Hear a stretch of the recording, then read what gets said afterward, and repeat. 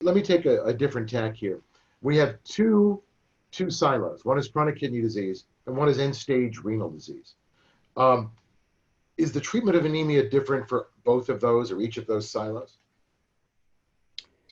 Well, for dialysis patients, it's virtually everybody gets treated. In a given year, almost everybody will get some doses of EPO, and in a given month, 90% of them are getting EPO or a similar product. Even IV iron. If there are hemodialysis patients over the course of a year, virtually everyone gets iron, and in any given quarter, about 80, 70, 80% of them are getting iron. So there, it's very few of them avoid the need for this. And so it's not really much discussion and not much variation in how we treat. What we've really talked about is CKD, and that's dramatically different. All right, so we have some trials. You alluded to the risks of ESAs. The trials I know that come to mind are Choir, and another one is Treat. What do they show?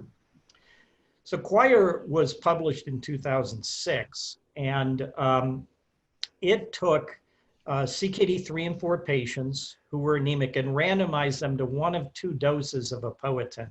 One being a dose adjustment to get the hemoglobin to about 11.3 and the other to 13.5.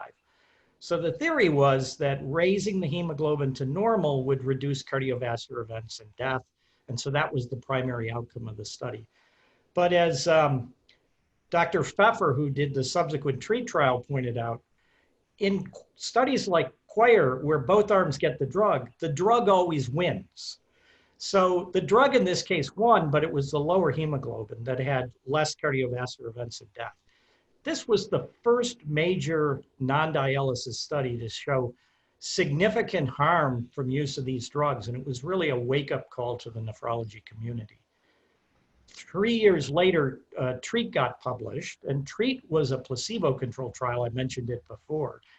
And they did a lot of things to minimize cardiovascular risk. Very slow increases in the darbepoetin dose, very slow. As long as the hemoglobin was going up, you didn't get a dose increase. So the thought was this would minimize cardiovascular risk, and maybe it did. But the point was it was supposed to reduce cardiovascular risk, and there was no reduction in cardiovascular risk or death. And in fact, it doubled stroke, significantly increased thrombotic events. It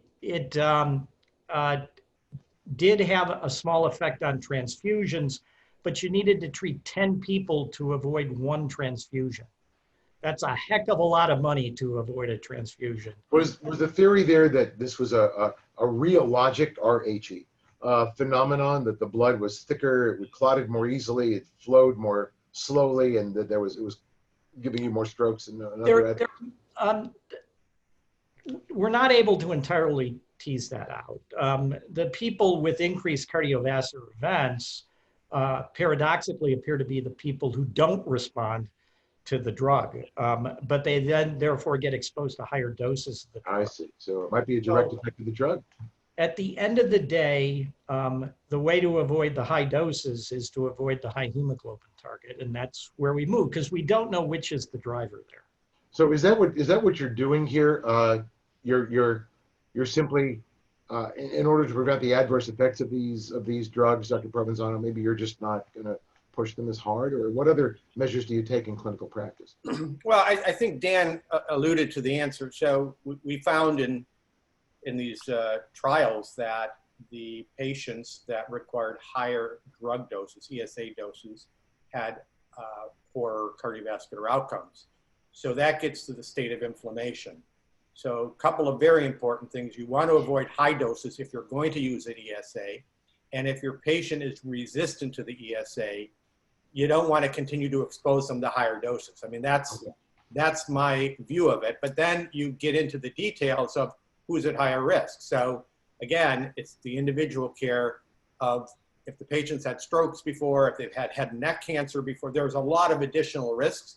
And that's up to the individual nephrologist to sort through. Give me a bullet point here. When do you pull the trigger and transfuse? Well, I follow the AABB guidelines. which is I don't transfuse unless the hemoglobin's less than 7 or if they have cardiovascular disease less than 8. But if they're a stable outpatient and they're less than 8 and they're a candidate for ESAs, I'm going to, or IV iron, I'm going to try to use that. So acuity influences it too. So yeah, that's basically where I was going to go. I'm definitely impacted by acuity. If somebody has dropped from 11 down to 7, I'm going to be fairly anxious, and if I think I need time to figure out what's going on, I'll be more likely to transfuse.